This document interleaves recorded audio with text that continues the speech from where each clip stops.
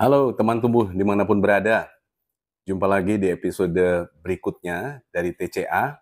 Kita akan bahas sesuatu yang menarik, bukan menarik tambang, tetapi ini akan menggelitik, tapi juga tidak menggelitik kaki orang lain, tapi menggelitik kaki kita sendiri. Guru penghapus mitos. Apa sih guru penghapus mitos? Kenapa sih guru harus menghapus mitos ya? Kita saksikan, jangan-jangan tayangan ini juga mitos. Ya kita tonton sampai akhir ya.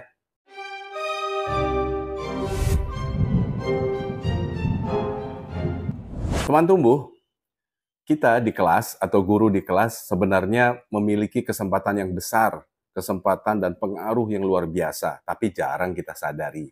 Sampai satu hari saya pernah ada cerita tentang bagaimana saya dan teman saya berjalan ya, ketika kita sedang asik ngobrol menuju satu masjid untuk sholat Jumat begitu di sebuah kota besar yang di jalan menuju masjidnya banyak tukang minta-minta begitu. Kemudian dia bilang bahwa, "Cal, mendingan lu jadi tukang minta-minta lah daripada jadi guru," katanya begitu.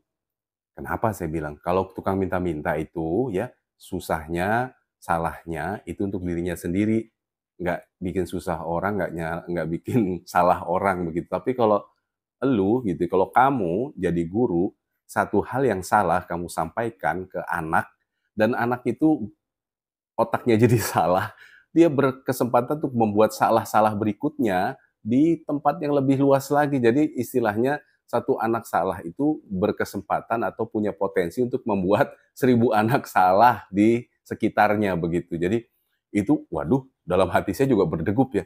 Iya juga ya, jangan-jangan ini ya, benar ini kata-katanya.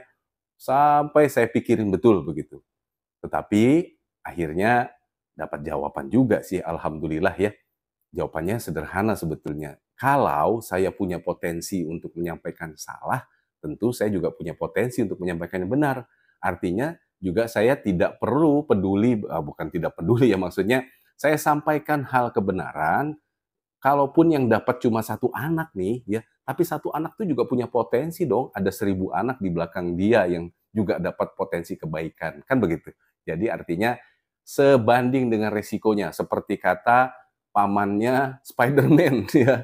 Ini kita dengar dia bilang Remember, bahwa with great kekuatan itu power atau super comes power great itu memiliki responsibility. resiko yang besar. Jadi kalau orang dia sudah siap menerima resiko, maka tadi pasti ada dua jalan, dia tinggal pilih mana yang mau dia ambil, begitu ya. Nah, terkait dengan mitos atau hal-hal yang kalau bahasa saya lebih kepada mitos itu sesuatu yang menghambat imajinasi. Harusnya imajinasi bisa keren, bisa bagus begitu, tapi gara-gara mitos jadi imajinasi sempit hanya di situ saja begitu. Seberapa besar sih kekuatan guru di kelas? Nah, baik ya. Coba kita mulai dengan cerita Mukele Mbebe. Mukele Mbebe ini sebuah mitos juga di nun jauh di sana di benua Afrika. Jadi di sana dikatakan ada dinosaurus atau sisa-sisa dinosaurus yang masih hidup dan sering menghantui penduduk sekitar, begitu. Ini saya ambil ceritanya, ya kalau di browsing banyak sih, tapi saya ingin cerita bagaimana kekuatan seorang guru bisa dalam tanda kutip mengendalikan atau membuat mitos ini perlahan-lahan bisa hilang ya, atau bisa dikendalikan begitu. Jadi si Mukele Mbebe ini kalau kita lihat di buku paketnya ini buku paket di sana ya, di luar sana begitu, bukan di Indonesia. Tapi bukan untuk bandingin ya, bukan untuk bandingin. Ini cerita bagaimana kekuatan kelas, bagaimana kekuatan seorang guru di depan kelas bisa perlahan menghapus dan mengendalikan mitos. Jadi dibilang Mukele Mbebe ini sering terlihat, sering mengganggu, wah penampakannya besar seperti dinosaurus begitu. Dan dia juga apa namanya sering tampak menakutkan kan seperti banyaklah cerita-ceritanya udah berseliweran macam-macam.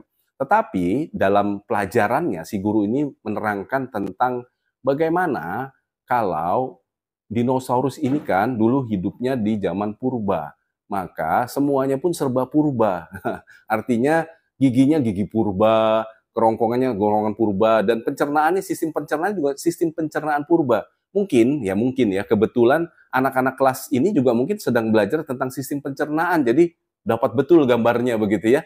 Sehingga kalau pencernaannya pencernaan purba, maka dia hanya bisa mencerna makanan-makanan purba. Apa makanan purba? Yaitu tanaman-tanaman yang ada di sekitar kepurbakalaannya begitu ya. Jadi si dinosaurus ini kan hidup di zaman purba, sehingga tanaman-tanaman makanannya ya, tumbuhan-tumbuhan, kebetulan dinosaurus ini makan tumbuhan ya, yang dibilang Mokele mbebe ini. Maka tumbuhan-tumbuhan itu harus tumbuhan purba. Tapi sekarang kenyataannya ya, binatangnya tidak berubah, masih seperti dinosaurus, maka perutnya juga tidak berubah pasti. Tapi kan makanan purbanya sudah tidak ada, daun-daun purba ya, serat-serat purba itu sudah tidak ada. Jadi hampir dipastikan, nah itu ditulis di buku itu, kemungkinan untuk nyata atau ada itu sangat rendah. Tuh ya, jadi ada tuh pelajarannya, bisa tuh menggiring ke sana, mengendalikan ke sana, bahkan bisa menghapus itu mitosnya, sehingga anak-anaknya diajak berpikir menggunakan fakta, data, dan logika, serta perasaan juga, emosi ikut juga membantu di sana. Kalau mengangguk, pohon pun langsung ambruk, sukanya sayur dan juga daun. Tak pernah marah, dia selalu ramah. Kemudian yang kedua, sekarang saya mau ceritakan sama teman tumbuh semua di tempat masing-masing ya. Ada satu buah di pedalaman Indonesia Timur, namanya sukurumuk. Sudah pernah lihat buahnya? Saya nggak akan tayangkan, tapi saya akan ceritakan ya. Buah sukurumuk ini seperti buah kelapa bulat. Kelapa persis lah. Ya, kalau kita ketok tuk tuk tuk tuk tuk gitu, keras dia karena ditutupi oleh serabut. Tetapi bedanya sukurumuk ini warnanya hitam. Jadi kalau kita pegang si buah seperti buah kelapa itu, si sukurumuk ini seperti areng, dia ninggalin jelaga di tangan kita ya, sehingga terasa hitam dan masih nempel begitu kalau megang buah sukurumuk ini. Dan yang lebih kerennya lagi, ketika kita belah si buah sukurumuk ini, dalamnya persis kelapa, ada serabut, ada batok kelapanya ya. Kemudian dalamnya ada kayak daging kelapa tapi warnanya hitam. Dia bentuknya seperti selai begitu. Lembek-lembek warna hitam, dan yang paling tidak enak adalah baunya. Baunya kayak bau got, bau got busuk begitu ya. Nggak enak. Begitu buka aja udah langsung menusuk hidung dan rasanya mual begitu ya. Nah, kemudian ada lagi cairan yang kalau di kelapa itu kan air kelapanya, ini cairan hitamnya kental keluar. Gitu ngelihatnya udah jijik begitu ya. Udah bau, cairan hitam, dan itu keluarnya merambat begitu. Nah, ini sukurumuk. Nah, udah ya, tahu ya sukurumuk seperti apa. Nggak lama, ya cuman 1, 2, 3, 4 ya, sekitar 5 detik kemudian saya bilang sama teman-teman, saya jujur katakan, sukurumuk itu tidak ada, itu karangan saya. Barusan saya karang begitu itu sukurumuk ya. Tidak ada buah yang namanya sukurumuk, dan tidak ada di Indonesia Timur buah bernama sukurumuk. Tetapi saya mau tanya, saya mau challenge nih, saya mau tantang nih. Apakah teman tumbuh di sana, dimanapun berada, bisa menghilangkan gambar sukurumuk yang sudah saya ceritakan? Bisa nggak? Nah, nanti kalau ketemu di episode lainnya, saya tanya sukurumuk, muncul nggak gambarnya, atau bisa hilang? Sulit ya. Nah, ini yang saya gunakan adalah hal-hal yang ada di sekitar. Ya, kelapa kita semua tahu dong, kelapa kan begitu. Areng kita tahu, nempelnya seperti apa, punya pengalamannya. Kemudian bau got busuk kita punya pengalaman masing-masing, tapi samalah baunya seperti itu, bau busuknya seperti itu. Kemudian ada selai begitu ya, lengket dan hitam, jijik, semua pakai pengalaman yang ada. Nah, itu gambar-gambar itu sudah ada di kepala teman-teman semua, sehingga hanya saya bangkitkan, saya hubung-hubungkan, saya buat itu jadi gambar di kepala teman-teman semua, dan gambar itu melekat. Sehingga kalau saya koreksi pun saya bilang tidak ada, tidak bisa dihilangkan. Karena apa? Karena gambar-gambar itu sudah terlanjur jadi satu dan melekat, begitu ya. Hati-hati ketika kita memberikan sesuatu, kalau sudah salah, itu sulit mau dikoreksinya. Atau sudah nempel di kepala anak didik kita, atau ya tadi, ya, kalau itu kebaikan nggak apa-apa, nempelnya bagus, dia akan menempelkan terus ke yang lain, menularkan. Tapi kalau yang nempelnya buruk dan salah, nah ini bagaimana nih? Begitu ya, bisa jadi Mokele mbebe lagi kan begitu, malah tidak jadi baik, malah ya malah menular kemana-mana, jadi mitos akhirnya. Nah, ada eksperimen menarik ya, mungkin bisa dicobakan kalau kita narasikan ke bahasa Indonesia. Ini dilakukan bukan di negara kita sebetulnya. Jadi ada beberapa orang diberikan cerita tentang ledakan sebuah pabrik. Jadi ada sebuah pabrik yang meledak lah, singkat cerita. Kemudian ledakannya besar sekali, asapnya ngepul-ngepul. Dan dari ledakan itu ada botol cat bertebangan. Botol berkaleng-kaleng cat terbang dan berkaleng-kaleng gas-gas kecil juga ikut terbang. Jadi betapa besar ledakan itu. Apinya kemana-mana, asapnya besar sekali. Oke ya. Kemudian nggak lama dari cerita itu dikoreksi bahwa pabrik itu ternyata tidak ada kaleng cat dan tidak ada kaleng gas sama sekali. Dikoreksi ya, tidak ada kaleng cat, tidak ada kaleng gas. Tapi beberapa saat kemudian, entah sore harinya atau besok paginya ditanya dong sama orang yang mendengar cerita. Kira-kira pabrik itu kemarin kok asapnya bisa mengepul besar tuh kenapa ya? Hampir sebagian besar itu menjawabnya, itu karena ada kaleng catnya tuh. Oh, ada kaleng gasnya. Padahal itu udah dikoreksi tidak ada loh, begitu ya. Padahal sudah dibilang tidak ada, tapi masih diingat. Itu buktinya bahwa kalau sudah nempel di kepala, mau dikoreksi kayak apapun juga, susah, sulit, dan amat teramat sulit sekali. Masih nempel dan itu masih diingat. Nah, seperti ini nih, mirip-mirip dengan, ya bukan hoax ya, belum sampai hoax, tapi masih misinformasi atau salah informasi, informasi yang salah begitu ya, informasi yang salah. Sehingga informasi yang salah ini memang sering disebarkan. Tetapi yang menariknya, yang menyebarkan informasi salah ini bukan orang yang sengaja ingin membuat keburukan atau orang yang berniat buruk untuk menginformasikan sesuatu yang menyesatkan begitu, bukan. Misinformasi atau informasi yang salah ini lebih banyak disebarkan oleh orang-orang baik. Kenapa? Karena pada dasarnya perhatian. Misalnya mendapat satu info tentang kesehatan. Wah, ini keluarga saya harus tahu nih, atau grup WhatsApp saya teman-teman SMP, teman-teman SMA begitu harus tahu nih. Saya mau sebarkan lah. Padahal itu informasi yang salah. Jadi informasi yang salah itu rentan disebarkan dan paling sering disebarkan sama orang-orang baik, bukan orang-orang yang jahat. Orang jahat itu jelas ya, itu buzzer dan lain-lain kan begitu ya, yang betul-betul menyesatkan lah begitu. Dirancang untuk menyesatkan, tapi tidak. Kalau informasi salah ini dilempar saja kepada orang baik, karena dia sangat sayang dengan perhatian pada orang lain, maka dia akan sebarkan itu. Kenapa bisa begitu? Karena kita ini bukanlah makhluk berpikir, tapi kita adalah makhluk berasa, merasa, atau emosi ya, beremosi. Makanya sering ada kata-kata bijak itu, jadilah pintar merasa daripada merasa pintar, kan begitu ya. Ada tuh kata-kata bijak seperti itu. Kita ini makhluk yang merasa, lebih banyak pakai emosinya. Buktinya apa? Buktinya kalau kita cuci mobil atau motor ya, dalam keadaan kotor, terutama kotor nih, kemudian kita cuci, kita tungguin ya, kemudian setelah selesai kita gunakan, rasanya mobil atau motor itu kok lebih enteng, lebih ringan, lebih enak dikendalikan, dikemudikan. Betul ya? Betul pasti. Padahal nggak ada hubungannya loh, cuci mobil, cuci motor dengan mesin atau apapun, nggak ada yang dikerjakan. Orang cuma dicuci, dibersihin doang gitu kan ya. Dan yang melakukan juga bukan montir ahli, itu cuma gosok-gosok, disemprot kan begitu. Tapi kita setelahnya kok ngerasanya lebih enak. Itu bukti bahwa kita sering pakai perasaan. Kita menilainya pakai perasaan, bukan pakai logika, bukan pakai pemikiran. Kita sering juga untuk menimbang sesuatu itu mahal ya, biasanya dari lembut ya, kita pegang tuh lembut, berat begitu, atau mengkilat begitu, atau tebal kan, itu sering merasakan kita, perasaan kita tuh mengukur rasanya begitu. Ini barang mahal itu tuh pasti ukurannya ya. Kalau di dunia konsumen atau barang-barang yang kita konsumsi itu lebih seru lagi. Ada satu minuman kebugaran, ya, saya nggak sebutin mereknya, itu ketika dites rasanya pertama kali pakai blind test atau tes buta ya, orang suruh tutup matanya, dia suruh tes rasanya kayak apa. Semua yang merasakan bilang ini nggak enak, yak gitu ya, nggak ada rasanya apaan nih begitu ya, minuman berenergi itu. Tetapi karena dikemas oleh sistem lagi, oleh cara memasarkan yang baik begitu ya, baik mungkin ya, baik ya ukurannya, sehingga berhasil malah jadi ukuran kehebatan sebuah olahraga ekstrim kan begitu. Padahal rasanya waktu tes rasa nggak lulus, semua bilang nggak enak.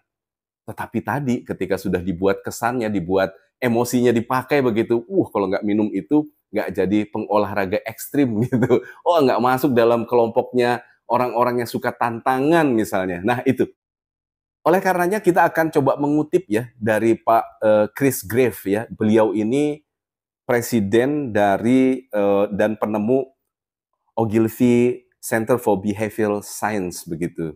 Jadi ada 4 hal yang beliau temukan dari emosi orang ini yang sebetulnya jangan dilawan. Misalnya begini nih ya, dia bilang untuk menghadapi argumen, jangan dilawan semua argumen. Kenapa? Karena argumen kita itu akan bikin dia menolak, dan yang kedua dia makin yakin dengan argumennya dia. Begitu. Jadi mungkin debat kusir mulai seperti itu. Jadi jangan lawan dengan argumen. Terus yang kedua, mitos itu bisa berkembang walaupun dengan mudahnya ya, walaupun ada orang-orang yang mau mencoba menggagalkan mitos itu, tapi dengan menyebut mitosnya itu sendiri itu sebenarnya sudah berkembang begitu. Ya, seperti Kolem Bebe. Nah, itu nanti kita jawab di terakhir ya. Jadi menceritakan sebuah mitos, saya mau mematahkan mitos ya, saya mau menghapuskan mitos nih. Tetapi mitosnya dipakai juga gitu, disebut-sebut, bahkan berulang-ulang. Maka ini ada kecenderungan, ada orang yang nggak tahu malah jadi tahu, dan dia malah percaya sama mitosnya begitu. Itu maksudnya. Jadi mitos ini secara nggak sengaja kita sebarkan dengan cara kita ingin menceritakannya atau kita ingin menghapuskannya. Jadi dua-duanya bisa menyebarkan.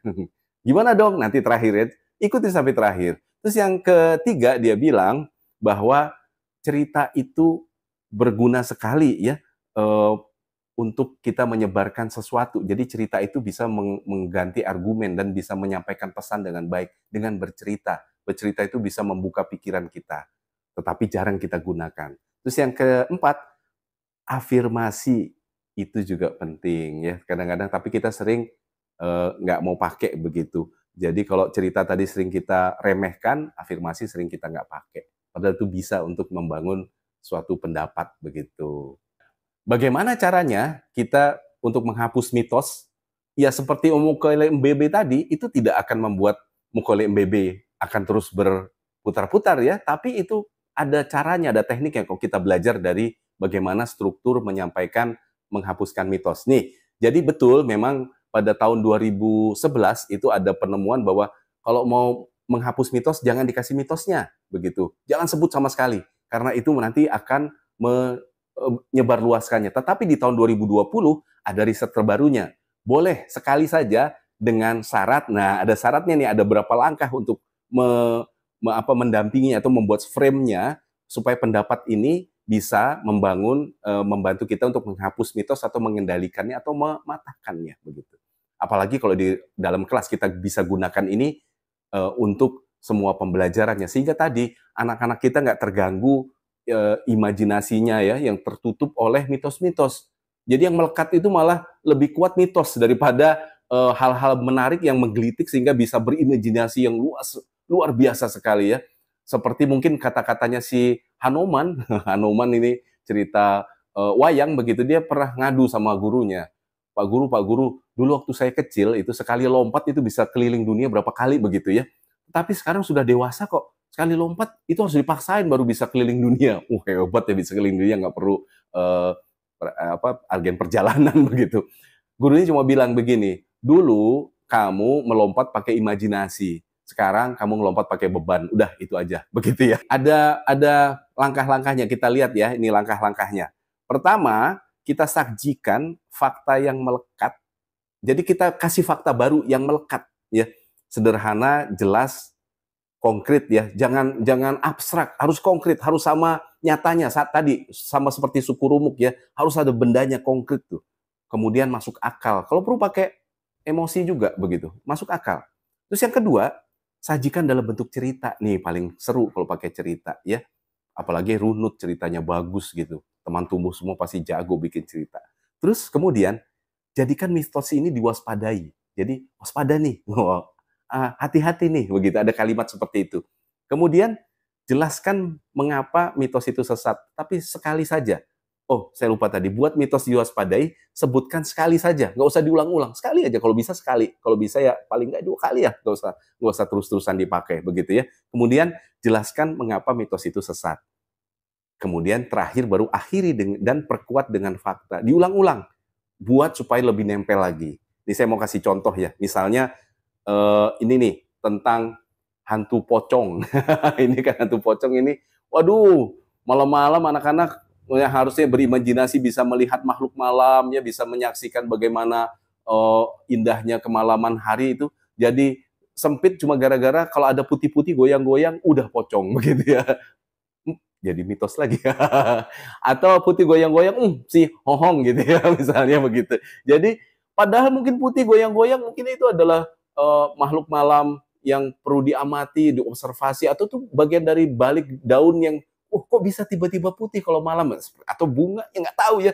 Tapi imajinasi jadi dangkal. Nih, salah satu contohnya saya buat. Kalau kurang-kurang mohon dimaafkan, tapi kalau mau protes silahkan begitu ya. Nah, jadi misalnya tentang tadi ya, hantu tadi. Jadi saya akan mulai begini. Teman-teman, takut nggak kalau kehabisan makanan di kantin? Takut nggak kalau ketinggalan informasi tentang band tertentu atau apapun begitu? Takut ya. Takut nggak kalau dijauhin teman begitu? Oh ya takut segala macam begitu. Kemudian takut nggak kalau dikejar anjing yang ada di depan kompleks misalnya begitu? Oh ya takut ya begini. Nah, terus kita bilang, kita ini memang sering takut ya. Dan yang ditakuti adalah sesuatu yang kita ketahui. Jadi ada tuh, real begitu ya, nyata begitu. Ada gambarnya di kepala, dan ada sekitar. Dan itu ada gambarnya di kepala dan menempel. Dan ketakutan itu ada karena ada gambarnya di kepala dan menempel. Nah itu kuncinya ya. Terus kita nggak pernah takut kalau dikejar serigala kutub. Pernah nggak takut dikejar serigala kutub? Jangankan mendengar kata-kata serigala kutub ya, membayangkannya serigala kutub kayak apa kan begitu. Tapi kita nggak pernah takut. Kenapa? Karena itu jauh, gitu ya, nggak konkret, kemudian nggak ada gambarnya di kepala kita, dan itu nggak menempel. Atau pernah nggak kita takut ya digodain sama suk-suk, buruk suk, misalnya gitu, nggak tahu kita bendanya kayak apa, ya nggak ada ceritanya, nggak takut kan begitu. Nah, baru kita masuk nih yang poin ke dua ya, waspadai nih ya. Nih, hati-hati teman-teman, hantu pocong itu bohong, sebut sekali ya. Kemudian kenapa? Kenapa dia harus lompat-lompat? Kan lucu, kayak kelinci. Kelinci kan lucu loncat-loncat gitu. Kanguru juga lucu kok loncat. Kemudian kenapa nggak milih terbang aja? Padahal lebih serem kalau terbang. Zung, zung gitu bisa melayang-layang kemana-mana. Kenapa harus lompat kan gitu? Terus kita masuk yang ketiga ya. Nah, yang dipakai untuk menakut-nakuti sesuatu yang ada di sekitar kita. Ingat ya, yang menempel di kepala kita. Coba ya kita bayangin nih, kalau si dia itu lompat-lompat, tetapi di jalanan di Amerika yang orang-orang nggak ada bayangan kepalanya seperti tadi, kita nggak ada bayangan tentang serigala kutub. Apa yang dilakukan? Diketawain, ini kelinci bukan kegedean begitu ya. Badannya kok kayak begini, ngapain lompat-lompat kan begitu. Jadi bentuk rupanya nggak ada, bisa diketawain atau ya dicuekin aja. Jadi kita bisa bayangin dong, ketakutan itu bisa terjadi kalau ada gambar di kepalanya dan melekat begitu. Kalau nggak ada di tempat lain, ya nggak ada. Berarti kan itu nggak ada, karena itu hanya ketakutan kita. Benda itu nggak ada ternyata, karena itu nggak disetujui gambarnya di tempat lain begitu. Dan mereka nggak pernah lihat, mereka nggak pernah takut dengan hal itu. Ketakutan di sana itu beda lagi kan begitu ya. Yang makhluk-makhluk menakutkan di sana, kalau ditaruh sini juga mungkin bikin kita nggak takut gitu. Jadi ya sesuai dengan keseharian kita, kalau bisa kita ceritakan tentang suku Rumuk sebelum cerita ini, itu lebih bagus lagi, bisa jadi contoh. Jadi pakailah kemampuan menggambar dan melekatkan gambar di kepala kita untuk berimajinasi. Jangan mau dibatasi oleh mitos-mitos tadi ya. Kalaupun ada mitos, kita pikirkan, kita cari jalannya. Jangan-jangan kita bedakan ini mitos atau bukan begitu. Tapi yang jelas kalau itu menghindari imajinasi kita, jadi kita tidak mau kemana-mana, takut berbuat ini, takut berbuat itu, bebaskan imajinasi.